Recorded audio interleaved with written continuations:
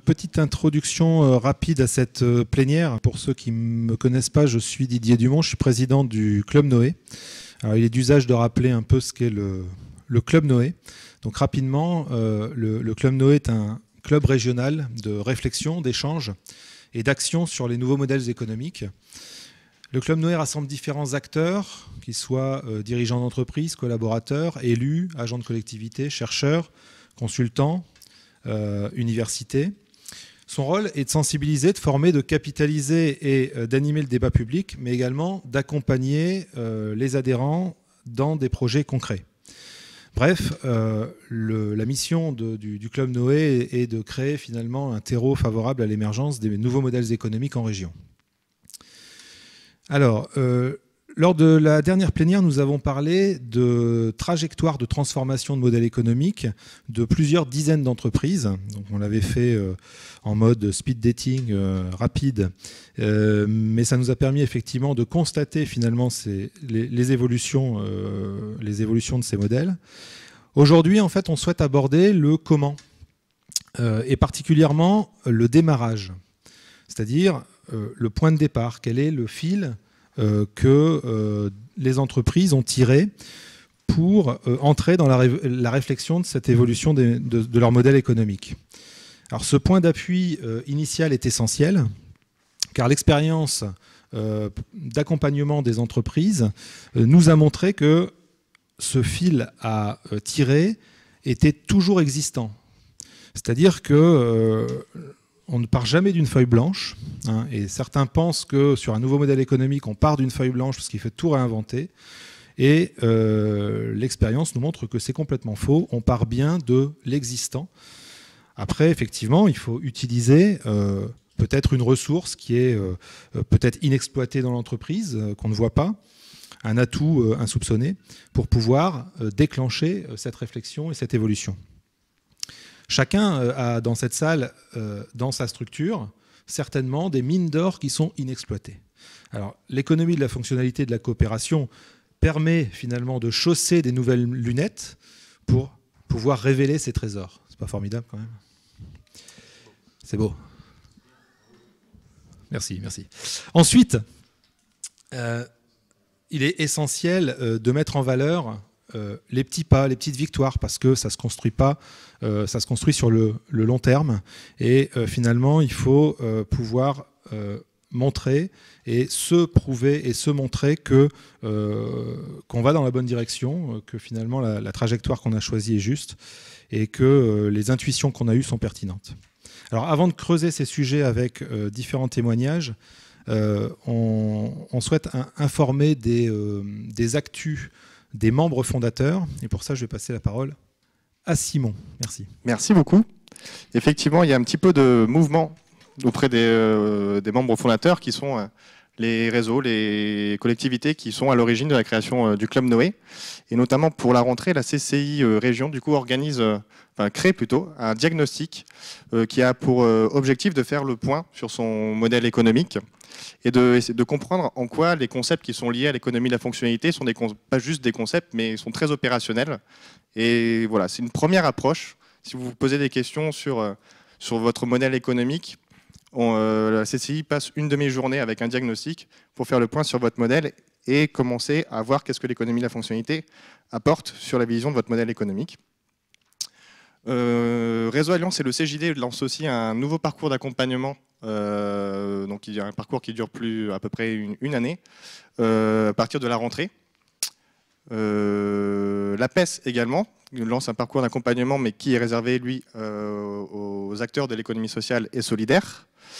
Notez aussi en option la prochaine plénière du Club Noé, qui aura lieu vraisemblablement le 26 septembre et qui sera consacrée au retour d'expérience de l'accompagnement de collectivités qui se sont lancées dans une démarche économie de la fonctionnalité. Et voilà pour l'actu des membres fondateurs. Merci. Et d'autre part, il y a aussi beaucoup d'adhérents qui font des avancées significatives dans l'évolution de leur modèle économique. Et nous souhaitons au Club Noé mettre en avant justement ces réussites, ces petites victoires dont nous parlions tout à l'heure.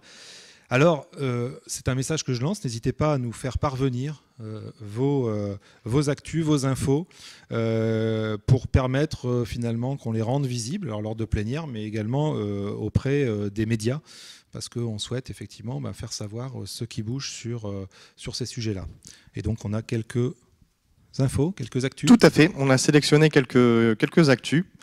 La première, c'est une actu qui concerne Antoine Dequitte, donc qui est agriculteur et dirigeant de l'entreprise SCEA Dequitte, qui a fait un parcours d'accompagnement vers l'économie de la fonctionnalité et qui, suite à ce parcours, avait comme nouvelle proposition de valeur, comme nouvelle offre, le fait de faciliter la vie des agriculteurs, tout en développant une alimentation durable. Et pour ça, en fait, il a mis en place une sorte de laboratoire qui permet à d'autres agriculteurs de tester d'autres modes de production. Et il a aussi créé une start-up, et c'est ça l'info, qui propose un produit innovant qui va dans le sens de cette proposition de valeur et a réussi à lever plus d'1 million d'euros dans le cadre du développement de cette start-up. Autre petite actu qui concerne cette fois-ci Julien Acosta, dirigeant de Flexing, et qui sera également là pour présenter et témoigner tout à l'heure, qui est candidat au trophée de l'économie responsable, porté par Réseau Alliance, et qui voilà, il me faisait part de son offre économie à fonctionnalité, d'un retour client, où un client lui demandait 1000 plaquettes à imprimer. Julien lui a demandé combien finalement il voulait en imprimer. Le client est descendu à 500. Et finalement, avec le conseil qu'il a apporté et son offre économie de la fonctionnalité, ils sont partis pour imprimer 50 plaquettes. Donc on est passé de 1000 plaquettes à 100, preuve qu'au bout d'un moment, l'économie de la fonctionnalité a aussi un impact positif sur l'environnement. Il faudra expliquer quand même le modèle économique de Julien, parce Tout que à fait. Là on a l'impression que c'est pas bon alors que c'est plutôt positif. Alors que c'est très très bon. Alors que c'est très très bon. Voilà, c'est une sorte de teasing pour la suite. Voilà. Autre et dernier actu adhérent, Mohamed El Manani, qui va pas tarder non plus à arriver, qui sera un intervenant, et donc dirigeant de Gesnor, a réussi à faire une levée de fonds auprès de la BPI, accrochez-vous, pour financer des investissements immatériels. Donc c'est des investissements sur lesquels on ne peut pas calculer de retour sur investissement. Donc, voilà, je sais qu'il se mettra à votre disposition pour savoir un petit peu dans quel cadre ça s'est fait et sur quel type de projet. Et aussi été retenu par le CJD national comme projet expérimental. Voilà pour les actus des adhérents. Merci. Mais je pense qu'on peut passer à la plénière et appeler les intervenants à nous rejoindre. Tout à fait. Donc j'invite Julien Perdrija, Julien Acosta, Caroline Le Dantec, Didier Dumont.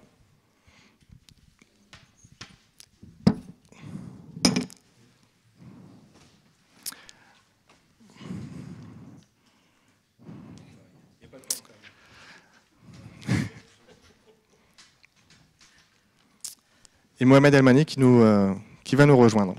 Alors, comme vous l'a dit Didier tout à l'heure, l'idée c'est de discuter vraiment des premières actions qu'on met en place dans son entreprise lorsqu'on est rentré dans une trajectoire vers l'économie de la fonctionnalité, et surtout d'insister sur les types d'actions qui marquent une bifurcation par rapport au modèle classique. Qu'est-ce qui fait qu'au bout d'un moment, maintenant que je travaille de telle manière, où j'ai mis ça en place dans mon entreprise, ça montre un réel changement par rapport à mon modèle classique.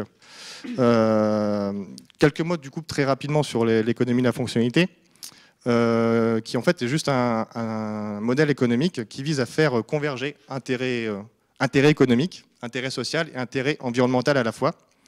Alors on peut se poser du coup la question pourquoi on est obligé de toucher un peu au modèle économique pour pouvoir justement mettre en place cette convergence entre intérêt économique, social et environnemental. C'est pour répondre à ça. J'ai envie de dire qu'il faut que chacun comprenne un peu de quoi on parle quand on parle de modèle économique. Modèle économique, ce n'est pas juste la manière dont on dégage une rentabilité, où ça se traduit souvent par business model. C'est un petit peu plus, ça prend plus de dimensions en compte. Il y a 4 grandes dimensions du modèle économique à retenir. Le modèle économique, en fait, pose d'abord la question de comment s'organise la production, c'est-à-dire comment on organise le travail dans l'entreprise pour pouvoir produire le bien ou le service. Ça, c'est une question qui est posée par le modèle économique. Le modèle économique il pose aussi la question du modèle de transaction. Est-ce que je vends? Est-ce que je loue? Sous quelle forme le contrat va-t-il prendre? comment se manifeste la commande publique, ça fait partie aussi du modèle de transaction. Quel est le mode de financement de l'entreprise, c'est-à-dire comment on dégage la rentabilité de l'entreprise et comment on finance aussi les investissements. Et enfin, la dernière grande dimension, qui est le mode de gouvernance, c'est-à-dire qu'on pose la question comment on se partage les responsabilités et le pouvoir au sein de l'entreprise. Tout ça, ce sont des dimensions du modèle économique et ils sont tous reliés les uns les autres. Et c'est pour ça en fait l'économie de la fonctionnalité apporte un regard différent par rapport au modèle classique sur chacune de ces dimensions. Et c'est pour ça en fait qu'il y a plusieurs clés d'entrée dans l'économie de la fonctionnalité et de la coopération, alias EFC. Je pense qu'on propose que pour gagner du temps qu'on parle d'EFC plutôt d'économie de la fonctionnalité et de la coopération. On gagnera du temps par rapport au timing de la plénière. Et voilà, effectivement, il y a plusieurs clés d'entrée justement parce que entrer dans l'économie de la fonctionnalité, c'est changer son mode de production, changer son mode de financement, de transaction et aussi sa gouvernance. Voilà l'introduction un peu conceptuelle. Et on arrête là pour l'instant avec les concepts. On va du coup parler de tout ça avec les différents intervenants. Et on va commencer du coup avec Julien Acosta, dirigeant de FlexSync. Donc Julien, est-ce que tu peux déjà te présenter ton entreprise et surtout en 3 minutes expliquer ta trajectoire vers l'économie de la fonctionnalité en mettant en avant l'avant l'économie de la fonctionnalité et après l'économie de la fonctionnalité. 3 minutes top chrono, c'est à vous. 3 minutes, je peux le faire. Bonsoir. Donc, j'ai créé FlexSync il y a 1 an suite au parcours économie de la fonctionnalité. Donc, mon métier à la base, c'est imprimeur. Mon père avait une imprimerie dans laquelle je travaillais avec ma sœur et mon frère. C'était une imprimerie traditionnelle qui produisait des documents en grande quantité. L'idée, c'était plus on vend de documents, plus la machine tourne, plus on est rentable. D'accord ? Ça a tourné pendant plusieurs années, une quinzaine d'années, et on est vite arrivé à des limites qui étaient, à force de vouloir produire, il fallait aller chasser du volume. Pour chasser du volume, il fallait faire des prix bas. Puisqu'on faisait des prix bas, il fallait du volume. Pour avoir du volume, on baissait les marges, jusqu'à arriver à plus assez de marge et une imprimerie qui coule. Du coup, on a vécu les dernières années de l'imprimerie relativement compliquées jusqu'à la liquidation. Mais entre-temps, j'avais fait le parcours EFC et j'avais déjà quelques pistes. J'ai donc créé FlexSync, qui est une imprimerie qui propose un modèle, un modèle différent, un modèle qui relève de l'économie de la fonctionnalité. Ce que je propose à mes clients maintenant, plutôt que d'imprimer des volumes, c'est de dire, voilà, puisque vous cherchez à imprimer au meilleur prix, ce que je vais vous proposer, c'est de dire, engagez-vous sur une quantité. Comme vous faisiez avec un imprimeur traditionnel, c'est-à-dire, tu veux 1000 plaquettes, je te devise 1000 plaquettes, mais au lieu de les livrer tout de suite, je leur dis, je te les mets à dispo dans un stock virtuel. C'est-à-dire que je ne les imprime pas. Le client me commande 1000 plaquettes, il les met dans un stock et il peut venir les imprimer au fur et à mesure de l'année. L'idée, c'est que le stock est valable 1 an, et à la fin de l'année, tout ce qu'il n'a pas consommé n'est pas imprimé. Donc c'est, on va dire, du stock restant, qui a une valeur. Ce que je propose aux clients, c'est de dire, la valeur que potentiellement je peux te faire économiser, on la partage. Je prends la moitié, tu prends la moitié. Du coup, je me rémunère sur les économies que je fais faire à mes clients. L'idée donc, par rapport à l'exemple de tout à l'heure, c'est de dire, quand un client veut 1000 plaquettes, je lui vends, donc il me les achète, il me les paye, mais mon objectif, ça va être qu'il en imprime le moins possible, parce que je veux me rémunérer le plus possible sur ce qu'il n'aura pas imprimé. La même chose pour lui, l'idée c'est de lui dire, utilise réellement ce que tu as vraiment besoin, et après, on verra comment on sert de ton stock virtuel. L'exemple précis, le client me dit, j'ai encore 30 secondes, le client me dit, voilà, j'ai besoin de 1000 plaquettes, et je veux en imprimer 500 tout de suite, parce qu'il avait quand même compris le principe. Donc, au moment de la première commande, je l'ai appelé, je lui ai dit, voilà, tu as besoin de 500, pourquoi? Il me dit, c'est pour donner à mes clients. Je lui ai dit, t'en as combien de clients? J'en ai 200. Ah, combien tu vas en voir la semaine prochaine? 3, 4. Et la semaine d'après, une dizaine. Et puis, petit à petit, je lui dis, finalement, 50, t'en as déjà au moins pour 2 mois. Il me dit, ah ouais. Et du coup, voilà comment on est arrivé à ça. Merci beaucoup. Donc ça, c'est l'offre à laquelle tu es abouti, qui relève de l'économie de la fonctionnalité et de la coopération. Par quoi tu as commencé pour pouvoir mettre en place cette offre? Qu'est-ce qui fait qu'au bout d'un moment, tu es sorti de cette logique de volume? Parce qu'en plus, j'imagine que ce n'est pas forcément facile pour un imprimeur qui t'es toujours ramené au volume au final. Du coup, par quoi tu as commencé pour sortir de cette logique qui fait que voilà, à partir de ce moment-là, tu as bifurqué? Hormis le fait que l'ancien modèle était intenable, puisque c'est un fait, dans le parcours EFC, Réseau Alliance CJD, on propose de regarder l'usage, de travailler sur l'usage des documents. Donc ce que j'ai fait, c'est que je suis allé voir quelques clients et je leur ai demandé, bah voilà, je t'ai vendu des documents l'année dernière, comment tu t'en es servi? À quoi comment ils vivent? Les 3/4 du temps, les clients me disaient, bah voilà, ils sont là, ils sont dans mon placard. Et à partir de là, je me suis dit, tiens, pourquoi c'est dans les placards? C'est une photo qui est plus belle, une adresse qui a changé, une plaquette qui ne plaît plus, enfin, il y a toujours 1000 raisons. Et c'est de dire, bah, finalement, mon ancien métier, c'était de remplir les placards de mes clients. À partir de là, j'ai accroché cette problématique et bah, j'ai cherché à la résoudre. Et maintenant que tu as mis en place une offre différente, qu'est-ce qui change dans ton quotidien à toi, dans ton travail? Tout. Il y a plusieurs choses. Il y a une chose dont on a parlé il n'y a pas longtemps, c'est il y a une chose qui change du tout au tout avant, c'est que mes intérêts et les intérêts des clients sont alignés. C'est-à-dire qu'en fait, si je prends le modèle standard, avant j'y allais et mon objectif c'était de lui vendre le plus de documents. Et mon client, c'était d'en acheter le moins possible, le moins cher du coup. Et on avait une sorte de confrontation perpétuelle qui fait que la discussion, elle ne peut pas s'installer. Là, pour le coup, on a un objectif commun qui est de réduire les documents. Et donc, du coup, il y a un vrai dialogue qui se crée avec les clients. Il y a un vrai lien. Il y a beaucoup moins de négociations sur les prix. Mes marges sont bien meilleures. Sans vous expliquer le comment. Est-ce que, du coup, tu peux expliquer quand même ce que tu as gardé, les ressources qu'il y avait dans ton entreprise qui étaient propices au développement d'une offre économie de la fonctionnalité? J'imagine que tout n'était pas forcément à jeter. Que des ressources, ça peut être aussi bien des machines que des compétences, que la confiance à certains clients. Ouais. Il y a plusieurs choses. On a gardé quelques machines, puisque finalement, en fait, on utilise tout le matériel, le même matériel que les autres imprimeurs. Simplement, on envisage leurs fonctions différemment. Donc j'ai gardé un peu de matériel. J'ai gardé mon chef d'atelier, qui est mon frère et mon associé pour le coup.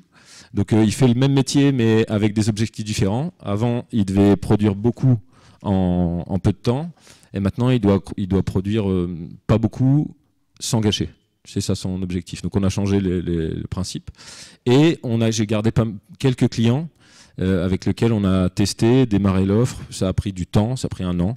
Mais voilà, avec des clients avec qui on s'entendait bien, où il y avait une confiance. Et du coup, on est parti de ça.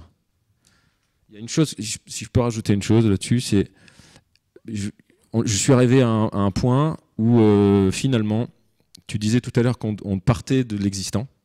L'existant, par exemple, c'est comment on calcule un devis. Comment je calcule un devis? Donc, un devis, c'est simple, c'est du prix du papier, du prix d'impression, de la marge, de la livraison. C'est simplissime. Sauf qu'avec le nouveau modèle de vente, je vends à mon client un stock virtuel, je ne sais pas du tout comment il va l'imprimer. J'ai aucune idée. Et donc, je me suis dit, je vais partir du modèle de calcul de devis ancien et je vais l'adapter. Donc, je l'ai adapté, une première couche, une deuxième couche, une troisième couche, une quatrième couche. Et le mois dernier, on a décidé de complètement changer la méthode de calcul. Elle n'est plus du tout liée au volume de papier imprimé. On a fait un chemin qui est relativement long, mais au final, on a, entre guillemets, le courage de faire le saut et de dire bah, je décale complètement ma rémunération de ma production vendue. Merci beaucoup. Je me tourne maintenant vers Didier. Un peu même question. Est-ce que tu peux nous expliquer quelle était ta trajectoire vers l'économie de la fonctionnalité et de la coopération en insistant sur l'avant l'économie de la fonctionnalité et l'après l'EFC? D'accord. En 3 minutes, évidemment. 3 minutes. Ok. Go. Alors, mon entreprise est une entreprise traditionnelle de bâtiments, notamment sur les activités chauffage, plomberie, ventilation, électricité. Une clientèle de professionnels et de particuliers, et puis un chiffre d'affaires qui est réparti sur 85% de travaux et 15% de maintenance dépannage. Dans le parcours économie de la fonctionnalité, on s'interroge sur sur les limites. C'est-à-dire, on se pose la question de est-ce que notre modèle actuel est durable ou non, et quelles sont les principales limites à ce modèle. Alors, on avait identifié quelques limites, notamment la pression sur les marchés au niveau des prix, avec des budgets qui étaient très très tendus sur les différents d'ailleurs segments de nos clientèles, des difficultés à monétiser nos services, c'est-à-dire qu'on était une entreprise de services, mais par contre des services qui étaient plutôt gratuits, et voilà. Et puis une évolution aussi par rapport au développement d'Internet et des réseaux sociaux, avec des modifications de mode de consommation, et puis beaucoup d'informations sur Internet, mais avec de la qualité voilà, pas forcément, enfin, très aléatoire, et du coup aussi une augmentation de la défiance client à cause de ça, parce qu'on n'était plus le sachant, on était voilà, on avait en face de nous des gens qui nous disent que ils en connaissent plus que nous parce qu'ils ont vu sur Internet, sauf que voilà, il faut faire le tri. Donc cette difficulté là, alors la nouvelle proposition de valeur qu'on a souhaité poser, c'est être intégrateur de solutions de performance énergétique, d'accessibilité et de maintien à domicile des personnes âgées, de santé et de confort des occupants des bâtiments. Voilà, donc ça c'est toute la ligne. Et par contre, on s'appuie principalement sur plusieurs points. Le développement du service au client, la co-construction de la solution avec le client et le développement de l'intelligence collective par l'intermédiaire de partenariats en fait, mais ça je développerai après. J'ai tenu 3 minutes ? Même pas. Bravo. Je continue à tirer le fil. Pareil, même question. À quel moment tu mets le point où la trajectoire du développement de l'entreprise bifurque vers un modèle qui va plus dans le sens de l'économie, de la fonctionnalité et de la coopération? Le déclic et le point de départ. En fait, comme je disais tout à l'heure, le point de départ se niche dans l'existant. Donc en fait, ça a été de nous dire, voilà, qu'est-ce qui, dans l'entreprise, peut être un point d'appui et quelque chose qui peut être développé pour pouvoir proposer des choses qui sont nouvelles, qui sont décalées. Et notamment, on s'est dit qu'on avait quand même une habitude dans l'entreprise, c'était d'avoir une attitude plutôt honnête vis-à-vis du client en termes de conseil. C'est-à-dire que on est, par exemple, on a des clients qui nous appellent pour nous demander de venir leur installer une chaudière. Et donc, la vraie question, c'est pas de savoir quelle chaudière on va leur proposer, mais c'est surtout de savoir pourquoi ils veulent une chaudière. Et donc, finalement, en questionnant, en écoutant, on s'aperçoit que c'est parce qu'évidemment, ils ont froid, ils manquent de confort, etc. Mais en recherchant les causes, souvent, parfois, on se rendait compte que c'était pas un problème de chaudière. La chaudière allait très bien, c'était une mauvaise isolation, qu'il y avait des menuiseries qui étaient à changer, etc. Donc, notre honnêteté dans le conseil, c'était de dire, mais écoutez, c'est dommage, on veut bien vous vendre une chaudière, mais bon... occupez-vous plutôt de votre isolation parce que c'est là qu'il y a un problème. Sauf qu'en faisant ça, nous on disait au revoir et puis voilà, donc nous on n'avait aucun bénéfice à faire ça quelque part. Et donc on s'est dit finalement on a cette volonté de comprendre les choses, cette volonté d'avoir un conseil honnête. Donc voilà, l'idée c'est peut-être d'essayer de proposer globalement des solutions. Et ça passe forcément par de renforcer des partenariats parce que seul on ne pouvait pas proposer toutes les activités. Donc c'est cette volonté de comprendre le besoin du client, de pousser vraiment à identifier quelles sont les vraies attentes. Et les vraies attentes, je reviens sur ma chaudière, c'est pas de vouloir une chaudière, c'est d'améliorer la qualité de vie dans le bâti. Donc quelque part, de comprendre ça. Et finalement, ça nous a poussé à nous dire qu'on avait déjà ça, mais que pour pouvoir porter ça beaucoup plus loin, il fallait que finalement tous les acteurs dans l'entreprise puissent être sensibilisés à ça, que ce soit de l'accueil au commercial évidemment, en passant par les techniciens.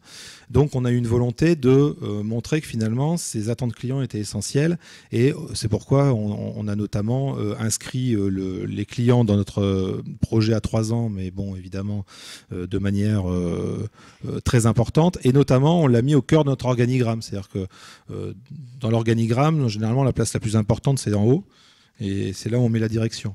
Dans notre organigramme, la direction est en bas, hein, et par contre, qui est en haut, c'est le client. Voilà, le client est inscrit dans notre organigramme. Mais c'est des choses qui sont peut-être symboliques, mais qui marquent un peu cette différence de vouloir faire autrement.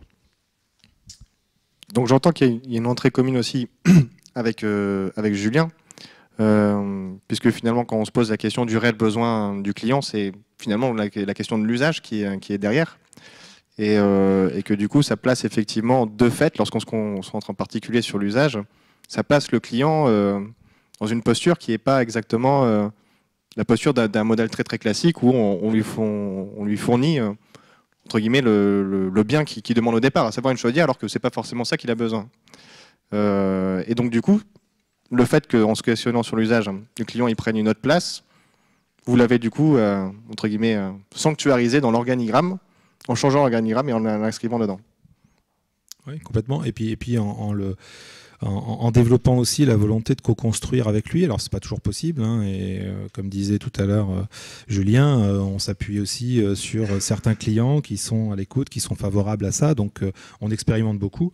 Mais il y a une deuxième chose sur laquelle on s'appuyait, c'était notre capacité à à travailler ensemble. C'est-à-dire que dans l'entreprise, on a un management qui se veut très impliquant, où on a une habitude de coopérer, et on a cette volonté de coopérer aussi avec l'externe, mais par exemple sur des chantiers avec d'autres corps de métier, c'est extrêmement compliqué, parce qu'il y a beaucoup d'individualisme dans le bâtiment, c'est un secteur que je connais, peut-être dans les autres secteurs aussi, mais particulièrement dans le bâtiment, on va dire, de mon point de vue. Et quelque part, c'est extrêmement compliqué de trouver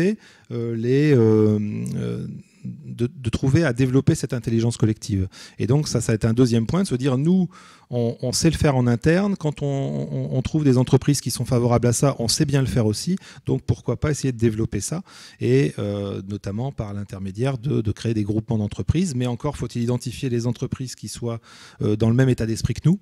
Et là, l'avantage, c'est d'être au Club Noé, parce qu'au Club Noé, on identifie justement ces entreprises qui sont sur les mêmes valeurs, sur les mêmes volontés. Alors il n'y a pas que dans le Club Noé, mais particulièrement, parce qu'il y a eu beaucoup d'initiatives qui sont parties de là, avec des adhérents du Club Noé notamment. Ça veut dire que, du coup, si on se pose la question des premières actions à mener pour entrer dans une logique économie à fonctionnalité, c'est peut-être d'abord d'identifier les bonnes personnes avec qui on va pouvoir coopérer pour pouvoir co-construire. C'est ça, entre guillemets, dans le quotidien, ce qui change un peu plus, c'est qu'on n'essaie pas forcément de vendre le plus possible à n'importe qui, mais qu'on commence à sélectionner peut-être les gens avec qui on va pouvoir entrer dans une logique de coopération.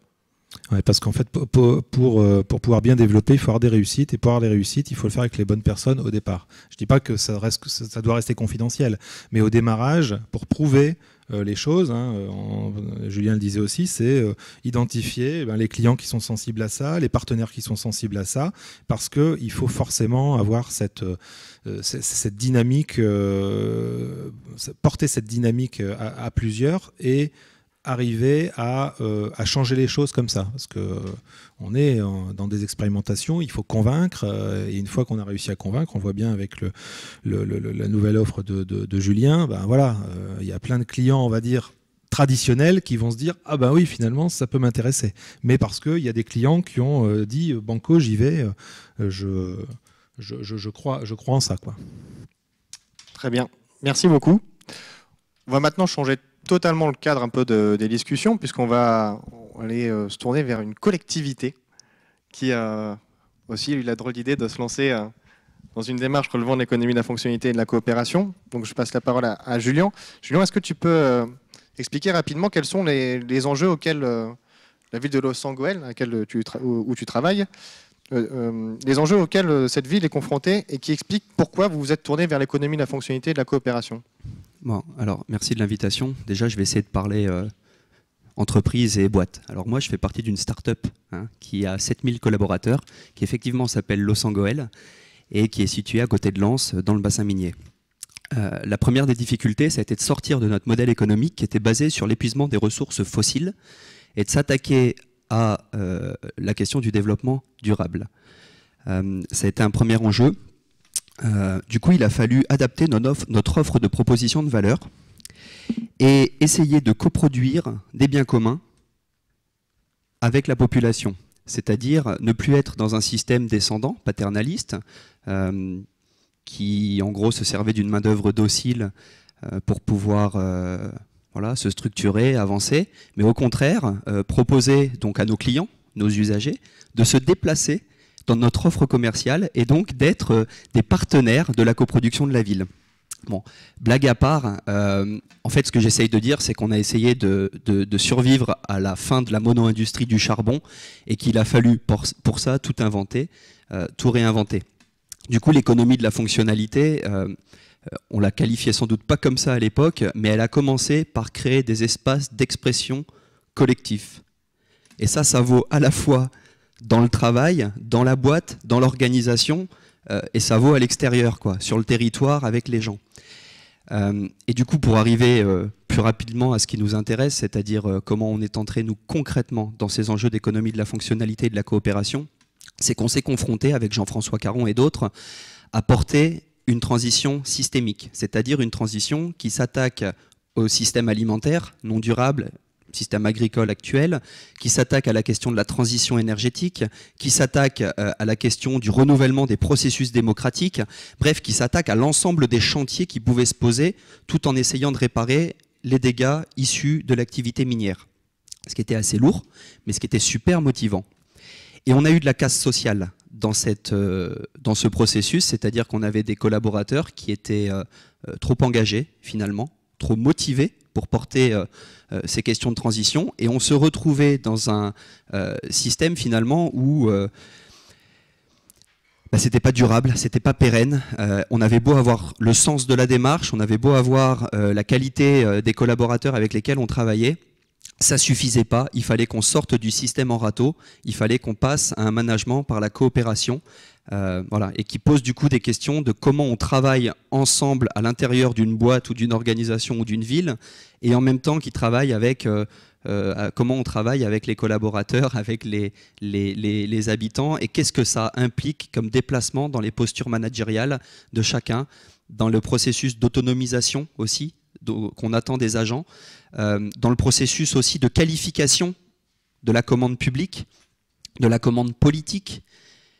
Qu'est-ce que ça veut dire quand le maire donne une consigne, une orientation, surtout quand il la donne à A et à B et à C et à D, et peut-être de manière différente, et quand A, B, C et D ne se parlent pas et n'arrivent pas à constituer un point de vue collectif partagé qui permet donc de remonter un processus, enfin une proposition qui corresponde à la demande, et ben on se retrouve dans des difficultés, ça patine, on souffre au travail, etc. Donc c'est ça qu'on a essayé de structurer à l'aide voilà, d'experts sur la question du management par la coopération.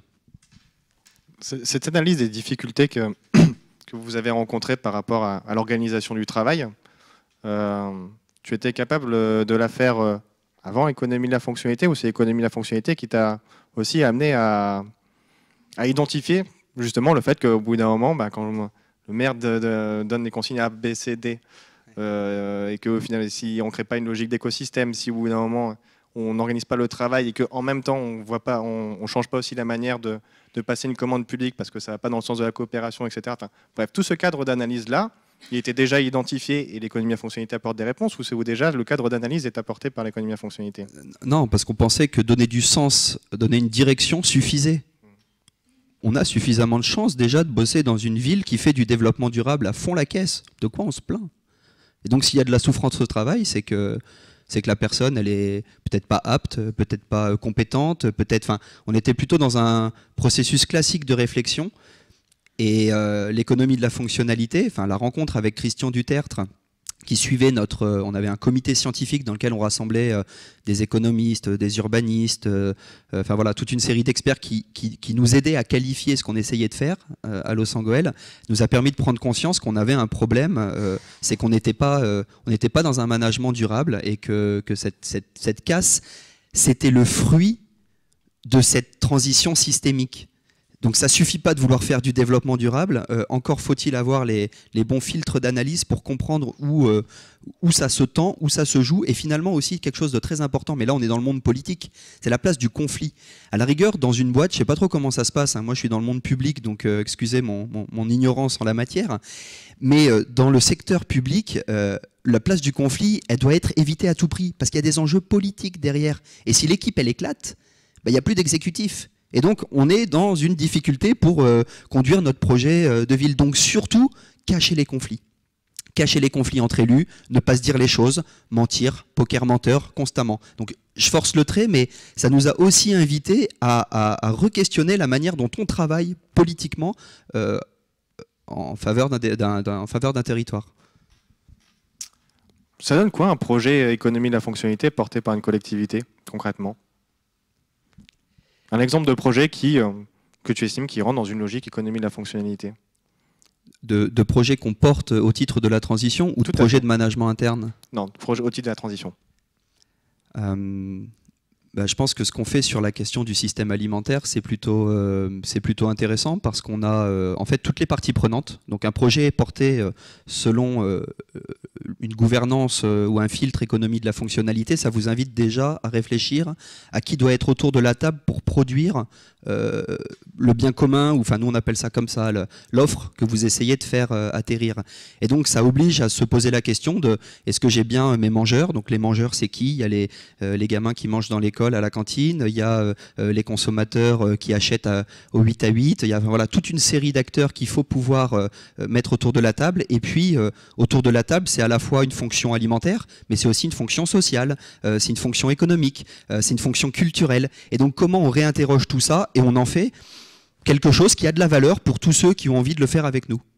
Voilà, donc c'est une politique qu'on appelle VITAL, Ville en transition pour une alimentation locale, hein, on a bossé l'acronyme, hein, et du coup qui aujourd'hui change d'échelle en plus, parce que quand on interroge les questions de travail, de gouvernance, on est aussi en capacité, en tout cas nous ça nous aide, à penser la manière dont nos partenaires à une autre échelle, par exemple la communauté d'agglo, par exemple un système alimentaire beaucoup plus vaste, comment ces différents partenaires ou partenaires potentiels vivent ce qu'on leur raconte, où sont leurs contraintes, comment on peut mieux coopérer avec eux. Et donc finalement on a réussi à faire, on a incubé, hein, start-up de territoire, ce projet alimentaire, et maintenant on l'a fait passer à l'échelle de l'agglo qui en prend toute la mesure, tranquillement, doucement, à son rythme, mais quand même qui commence à installer ce système alimentaire à cette échelle, ce qui fait qu'on atteint enfin ce qu'on n'avait pas à l'échelle de notre petite ville, nous, c'est-à-dire l'échelle cohérente pour se faire rencontrer l'offre et la demande et arriver à développer un vrai modèle économique. Je dis vrai parce que pour l'instant, il ne tourne pas de lui-même, quoi. Il y a énormément d'injections d'énergie et de subsides publics qui sont injectés. Mais voilà, on a créé de l'emploi déjà autour de Vital, il y a eu 9 emplois créés autour d'une micro-ferme qu'on a mis en place, etc. Merci beaucoup. On va encore changer de cadre maintenant. On a vu 2 entreprises qui vendaient des biens, qui étaient pris dans une logique très industrielle. On est passé après à une collectivité qui a lancé aussi une réflexion sur l'économie à fonctionnalité et la façon de mener des projets différemment et de s'organiser différemment. Je me tourne maintenant vers une association qui vend des services.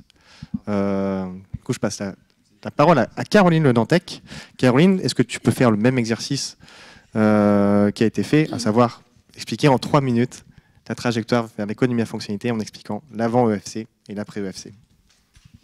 Alors en fait, c'est pas simple de faire avant EFC et après EFC, parce qu'en fait, je pense que pour partie, on faisait de l'EFC sans le savoir, en fait, pour partie.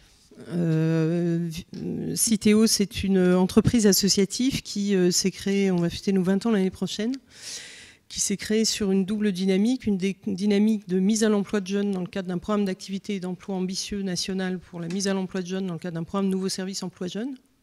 Donc il fallait salarier des jeunes qui avaient moins de 26 ans. Et puis qui cherchaient un emploi, et puis une autre dynamique qui était de dire comment est-ce qu'on peut créer des services utiles autour de la qualité du vivre ensemble et qui ne soient pas dans le champ économique concurrentiel, puisqu'il y a une aide de l'État pour mettre à l'emploi des jeunes et définir ces nouveaux services.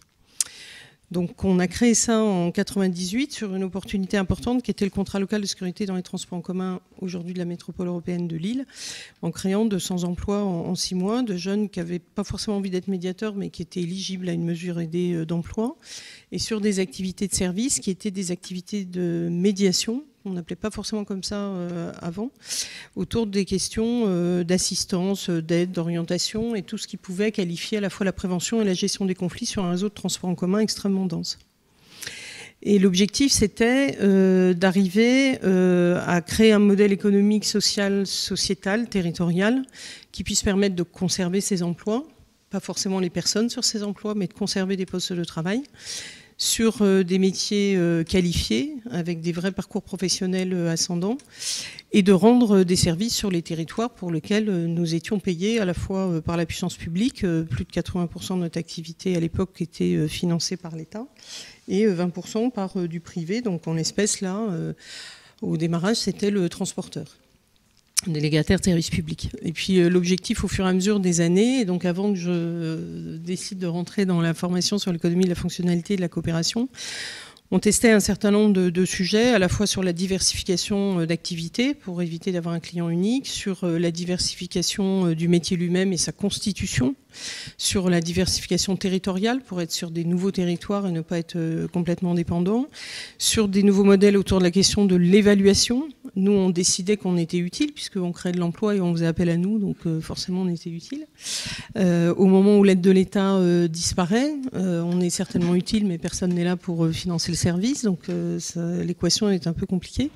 Et donc on a vraiment beaucoup travaillé sur qu'est-ce qu'était cette forme de modèle économique qui était permis par l'association, y compris pour faire des affaires entre guillemets, et en se diversifiant, mais dans un mode qui n'était pas seulement comment est-ce que je vais créer de l'emploi autour de Mieux Vivre Ensemble en vendant des heures, puisque moi l'essentiel de mon activité c'est essentiellement de la masse salariale. Donc si je veux pas devenir une entreprise de travail temporaire lambda et aller chercher des clients qui me permettent de tirer mes volumes d'emploi, il faut que je réfléchisse un peu différemment. Et donc au fur et à mesure, on a beaucoup travaillé la question de l'évaluation de l'utilité sociale, de la médiation sociale, et essayer de qualifier en quoi on était utile, en quoi on était performant, et quels étaient les impacts que nous avions sur un travail à 360 degrés, à la fois en interne, en externe, auprès de nos clients, notre client, d'autres clients qu'on trouvait, d'autres coacteurs, d'autres partenaires. Est-ce qu'on était dans le marché, est-ce qu'on ne l'était pas,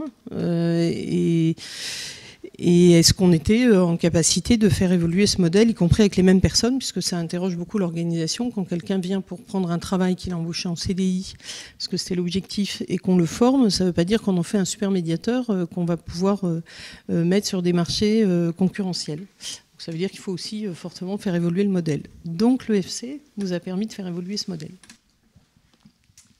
Alors justement, par quoi tu as commencé pour faire évoluer ce modèle? La première action qui encore une fois révèle quand même un petit peu le fait que l'association, la structure prend une trajectoire un peu différente de ce qu'elle avait auparavant.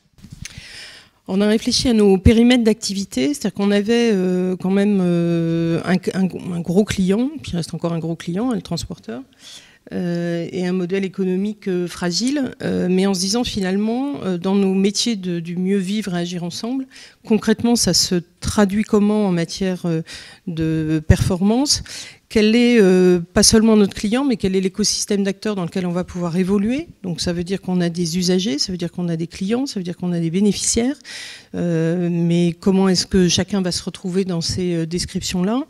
Et puis surtout, on est sorti de l'idée qui consistait à dire, voilà, en tuyau d'orgue, on va d'abord s'occuper des gens qui sont dans les transports en commun, puis après ceux qui travaillent et qui bougent, on va s'occuper des gens qui travaillent dans le logement, on va s'occuper des jeunes scolaires, parce que souvent c'est eux qui posent aussi des difficultés dans les transports, mais ils évoluent aussi à d'autres endroits. Et puis on va s'interroger aussi, pas seulement sur les quartiers difficiles, mais aussi sur les quartiers neufs en création, les hypercentres-villes, finalement partout où il faut vivre ensemble, quoi, et pas essayer de se centrer forcément sur les difficultés. Et du coup, on a changé notre proposition de valeur en disant qu'on aidait à trouver des solutions pour mieux vivre et agir ensemble. Ce qui veut dire qu'on a été beaucoup moins dans voilà, je vais faire de la médiation, donc vous allez nous commander une prestation, nous on va prévenir les conflits ou les gérer sous des formes les plus élaborées possibles, y compris sur des signatures de non-retour à conflit sur des tables rondes organisées. Mais on va surtout beaucoup plus travailler sur un territoire, sur comment on met ensemble les différents acteurs qui peuvent avoir des besoins communs. Se poser la question de savoir si la question de la médiation sociale peut être une réponse pour eux, et si ce n'est pas une réponse, et si c'est plutôt voisin vigilant plutôt que voisin malin, bah ce sera voisin vigilant. Et moi, comme je ne fais pas de vente de caméras ni de voisins, mais je suis en dehors de cette question-là. Mais par contre, je peux utiliser ces moyens-là pour proposer des modèles qui soient un petit peu différents. Et donc, on a commencé à travailler plutôt sur des logiques territoriales beaucoup plus larges, en allant chercher avec les clients qui acceptaient de prendre du temps, parce que pour le coup, pour changer le modèle, il faut avoir des partenaires et des clients qui acceptent de prendre du temps pour changer, et pour aller chercher du coup quelle était réellement la valeur ajoutée qui était produite et quelle était vraiment la mesure de notre performance. Et on a essayé au fur et à mesure, et je pense qu'on a réussi là, en tout cas, à accompagner, y compris en interne, la qualification de nos personnels pour que ça puisse répondre de mieux en mieux à ces demandes de performance très différentes. Donc au début, on avait plutôt, je disais souvent, des jeunes qui sont à la recherche d'un emploi, qui n'ont aucune qualification, qui râlent surtout parce que évidemment c'est des victimes de la société, donc tout le monde leur en veut, à des personnes de tout âge qui deviennent médiateurs sociaux professionnels et qui sont capables avec nous de répondre à des appels d'offres, puisqu'on les associe aussi à des réflexions sur les offres de services qu'on peut proposer, et qui par exemple là, sur un marché d'appels d'offres où on a été retenu, sont capables d'accompagner le changement de comportement de population sur les consommations énergétiques dans des bâtiments publics. Donc, y compris tout ce qui peut créer des formes de conflits parce que c'est pas assez chaud, parce qu'il fait trop froid dans les écoles, parce que ça va pas bien. Ok, donc nous on intervient et on travaille plutôt comment la question de la qualité du vivre ensemble peut contribuer à être résolue par des offres de services professionnels en médiation sociale. Donc ça change complètement notre modèle économique, notre façon d'aller chercher des clients, notre façon de nous organiser en interne, le profil et la nature des formations que nous dispensons à nos collaborateurs.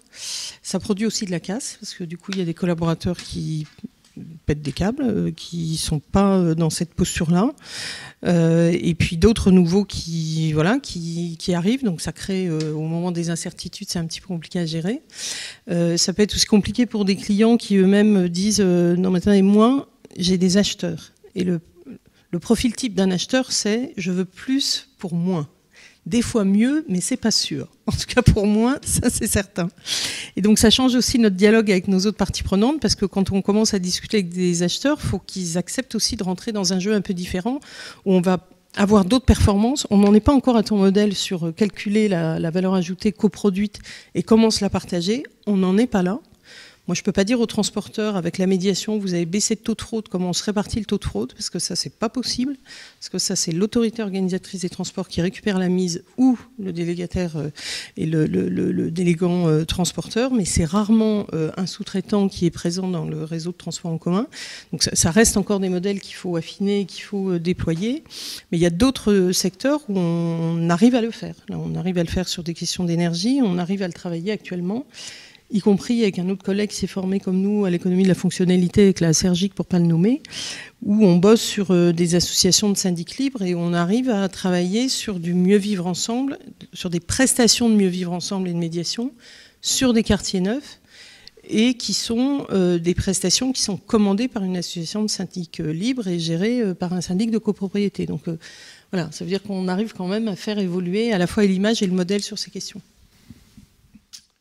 Je retiens du coup que ça fait 3 interventions, celle de Didier, la tienne et celle de Julien, où l'enjeu principal, enfin l'une des premières actions au bout d'un moment, ça a été de créer l'écosystème qui va bien, entre guillemets, pour pouvoir essayer de mutualiser une performance, de voir comment chacun peut avoir des intérêts convergents et comment aussi chacun peut contribuer, parce qu'à chaque fois, vous n'arrivez pas avec toute la solution, il n'y a que vous qui intervenez dans l'atteinte de cette performance. Et à chaque fois, il faut que l'écosystème, justement, c'est bien ça tout l'enjeu, coopère pour pouvoir atteindre cette performance. Donc, Et ce qui est assez rigolo, c'est que c'est une collectivité qui lui dit, une association, une entreprise qui vend et installe chauffage, ventilation, plomberie, électricité.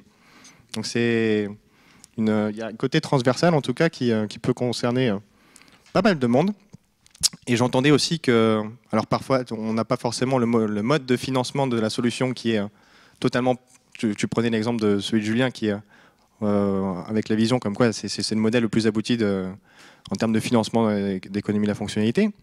Mais ils ont quand même une dépense acceptable. C'est-à-dire que, est-ce que c'est l'offre que tu proposes, même si elle n'est pas totalement sur un mode de financement économie à fonctionnalité, il n'est pas totalement classique, j'imagine. J'imagine que vu que vous n'avez pas exactement le même type de conversation, parce que vous discutez plus de la performance que vous voulez atteindre, etc., peut-être que tu vends toujours des heures de médiation, mais c'est peut-être pas exactement le même mode de financement pour autant. Et parce qu'il n'y a pas plus une logique de dépense acceptable pour pouvoir bénéficier de tout ce service-là. En fait, il y a ça, mais pas seulement. Il y a à la fois, moi je reprends bien ce que dit Didier, il y a qui sont les interlocuteurs. Je pense qu'il y a des interlocuteurs à des niveaux stratégiques, il y a des interlocuteurs à des niveaux opérationnels. Ça ne veut pas dire qu'il y en a un qui est meilleur qu'un autre, mais il faut tenir les deux bouts du sujet, parce que si on ne tient pas ces deux bouts, le directeur d'un hôpital qui nous commande des prestations de médiation dans des urgences hospitalières, c'est pas le cadre de santé qui se tape ses 10 heures par jour et qui doit gérer la totalité de ses collaborateurs, l'absentéisme qui va avec, et tous les entrants sur lesquels il n'a absolument aucune mainmise, et qui doit quand même continuer à soigner les gens dans des bonnes conditions et qui du coup fait appel à la médiation pour que ça fonctionne bien. Mais si tu vois pas le cadre de santé, si tu vois pas le directeur de l'hôpital, mais si tu vois pas non plus les ambulanciers qui rentrent, etc., tu perds quelque chose. Donc ça change quand même quelque chose à un moment, parce qu'il faut impérativement trouver les bonnes personnes au bon moment, aux bons endroits. Ça prend beaucoup de temps. Le deuxième chose par rapport à la dépense acceptable, c'est que je pense exprès cet exemple où on intervient dans un hôpital, c'est que par définition, faut tirer des petits bouts. Moi, je rencontre un directeur d'hôpital qui me dit j'ai des très grosses difficultés dans mon hôpital sur cette question de l'attention, y compris en lien avec le territoire, parce que je suis dans un quartier difficile. Mais j'en suis à la fois, j'ai pas un rond, l'hôpital n'a pas un rond. Je suis avec des salariés qui travaillent dans des conditions qui sont pas acceptables, donc qui sont plutôt proches du droit de retrait. Et en même temps, je sais que je vais devoir éventuellement prendre des mesures type un vigile ou gardiennage, parce qu'à un moment donné, il faut empêcher des intrusions qui perturbent vraiment fortement le métier de l'hôpital, qui est celui fondamentalement de soigner et d'accueillir tout le monde. Et donc, dans une équation qui est compliquée, je ne vais pas le voir sur une dépense acceptable. Je vais d'abord lui dire, bon, moi, je vais investir et je vais faire un diagnostic de situation et des besoins. C'est quoi les besoins réels ? C'est quoi ces besoins de tranquillité, de cohésion, peut-être d'emploi, en quoi ça correspond à la vision de l'hôpital, etc. Et puis le deuxième niveau, une fois qu'on arrive à convaincre parce qu'on fait un pré-diagnostic et que la personne accepte dans la confiance d'ouvrir les portes pour qu'on rencontre les personnes, c'est pas tellement la dépense acceptable parce que de toute façon, ils veulent pas dépenser, s'ils n'ont pas les sous. Il faut essayer de, leur dire qu'est-ce que ça va vous rapporter. Mais moi, je ne peux pas uniquement dire vous allez me payer au fur et à mesure où votre taux d'absentéisme va baisser, parce que quand même, je ne suis pas tout à fait sur mon coup, donc il faut trouver les bons équilibres. Et du coup, moi, deuxièmement, j'ai plutôt travaillé sur ça va coûter, mais le coût de la prestation, c'est ça. Donc, on va pas vous dire que ça coûte rien du tout. Un médiateur, ça coûte X euros par an. En plus, si vous le voulez 24 heures sur 24, ou si vous le voulez, y compris sur du service de nuit, tous les jours, etc., ça va être compliqué. Mais on va essayer avec vous de trouver des tiers payeurs. C'est-à-dire d'autres personnes qui sont intéressées à acheter un service et une dépense acceptable, mais pour des critères et des indicateurs qui ne vont pas forcément être les vôtres, mais qui vont quand même être cohérents. Et donc, nous, sur cette opération, on a trouvé un tiers qui était une collectivité, en l'espèce la région, qui disait, moi, j'ai un programme pour aider à développer la médiation sociale, parce que la tranquillité sur les territoires, le mieux vivre ensemble et la création d'emplois, ça m'intéresse. Et deuxièmement, je voudrais que vous réfléchissiez sur les modèles économiques. Yes. Donc on dit, ok, on y va. Et puis, la métropole européenne de Lille, sur un programme économie sociale et solidaire, qui dit, bon, tiens, c'est des nouveaux emplois sur des choses un peu différentes, ça touche au bien commun, la santé des gens. En plus, sur un quartier difficile, tiens, qu'est-ce qu'on pourrait imaginer et regarder ensemble. Et donc, l'idée, c'est pas de baisser trop la dépense acceptable, parce que justement, c'est le risque. Parce qu'on est face à un acheteur qui, lui, doit acheter des équipements performants pour l'hôpital. En plus, bon, heureusement, nous, on a fait notre première échelle là-dessus sur un hôpital privé, donc c'est super facile. Hein. Ils décident, ils payent. Dans l'hôpital public, c'est quand même éminemment beaucoup plus compliqué. Ça fait 2 ans qu'on réfléchit sur ce que pourrait être la dépense acceptable dans un gros hôpital public du territoire.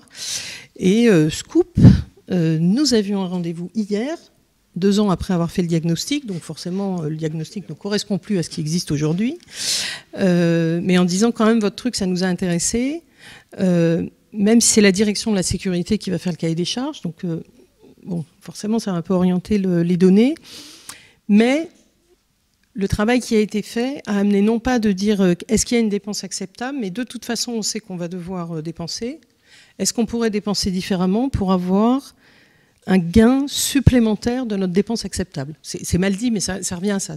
Quel type de gain supplétif on peut avoir en termes de communication, d'attractivité de notre service hospitalier, de paisibilité des accompagnants, enfin, etc. C'est comment on va redéfinir différemment une offre de service performante, mais qui va associer d'autres acteurs et d'autres critères de performance qui ne soient pas seulement celui de l'acheteur, c'est-à-dire faites-moi le meilleur prix que vous avez.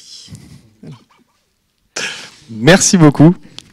Voilà, pour conclure cette première partie de témoignage, on tourne maintenant vers Mohamed Elmani, dirigeant de Gesnor. Même exercice. Est-ce que tu peux présenter en 3 minutes ta trajectoire vers l'économie à fonctionnalité, l'avant et l'après l'économie à fonctionnalité? Bonsoir. Alors je dirige une plateforme téléphonique basée à Courrières.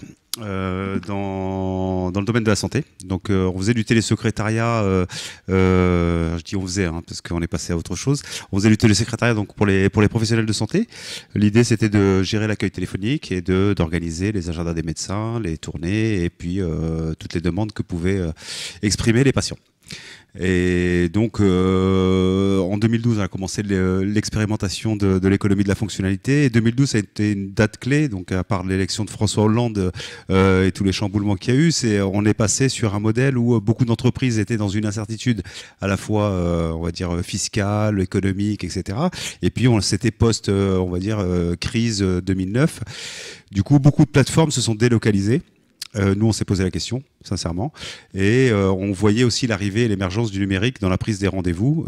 Finalement, notre métier, au niveau des limites, allait se robotiser de plus en plus, et avec une recherche toujours du low cost et du moins cher. Et cette expérimentation nous a fait prendre conscience qu'on pouvait à la fois pérenniser notre activité dans la région, mais également de développer un autre modèle en partant des besoins et des attentes réelles du territoire et de nos clients.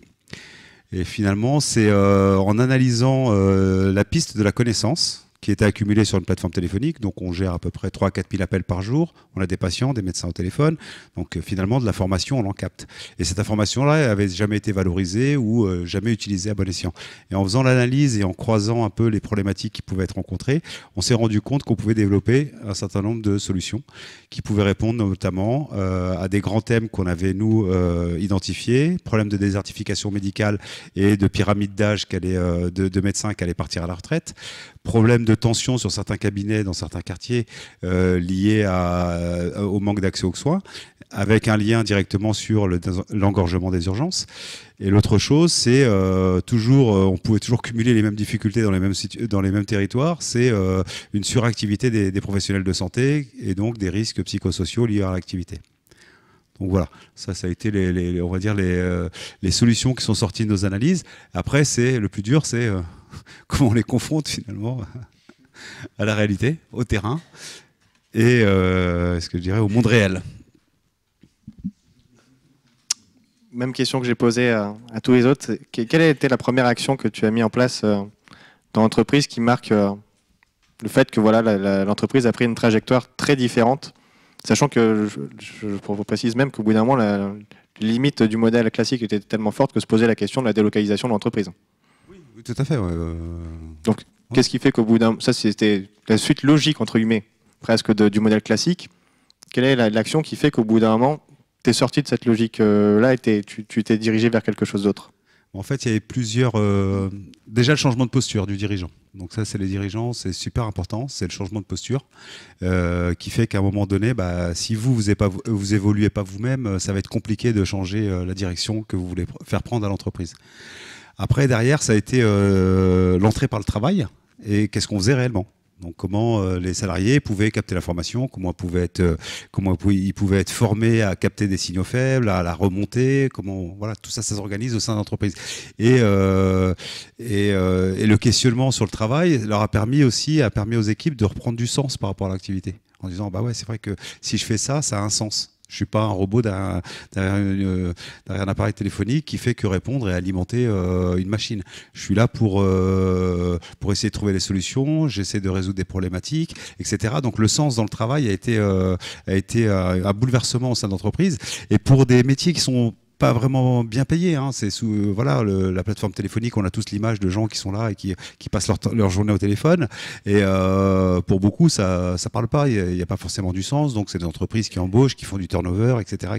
Donc de remettre du sens dans une entreprise comme qui a pas forcément dans un métier qui a pas forcément une bonne presse, c'est compliqué. Donc tout ça, ça a été tout un travail qui a été fait pour pouvoir améliorer les conditions de travail. On a cassé la hiérarchie, il y a plus de superviseurs, il y a plus de responsables de plateau, ils sont tous on a responsabilisé les salariés. Donc on est passé vraiment à une autre façon de travailler en interne qui a permis de valoriser complètement le travail et du coup de redonner la place aux salariés et au sens au sens du travail qu'on faisait réellement.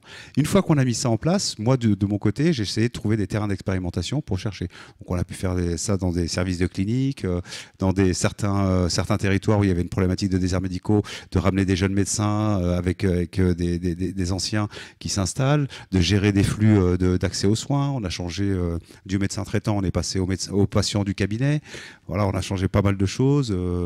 La liste est longue. Et aujourd'hui, on en est à un très très gros projet sur de la gestion d'hôpitaux pour pouvoir faire sortir les patients et fluidifier la sortie. Et c'est en lien un peu avec ce que disait Caroline par rapport à son expérimentation à l'hôpital. C'est-à-dire quand tu crées un climat, si tu veux créer un climat serein, bah, il faut que les solutions soient faites de bout en bout.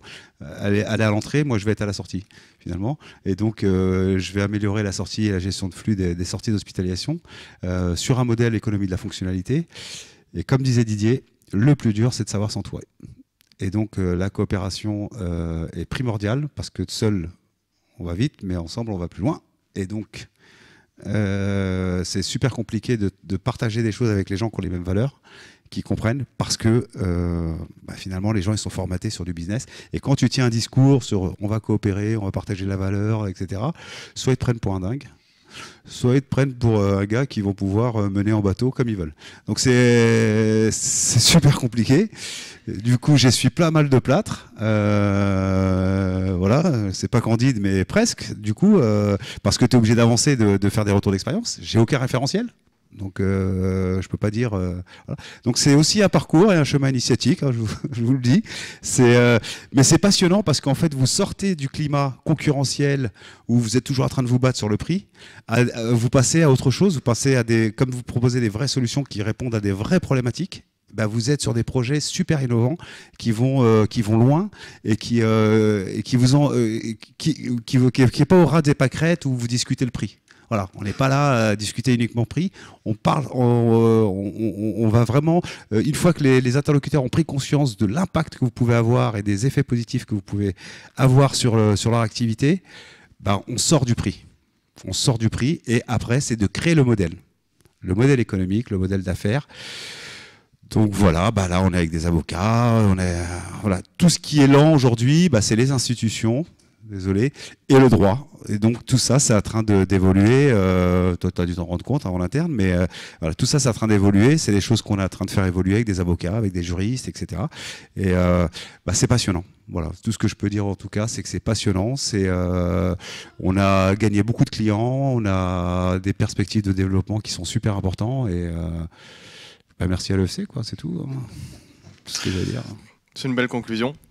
Du coup, je retiens, il y a une sorte de paradoxe quand même dans cette histoire.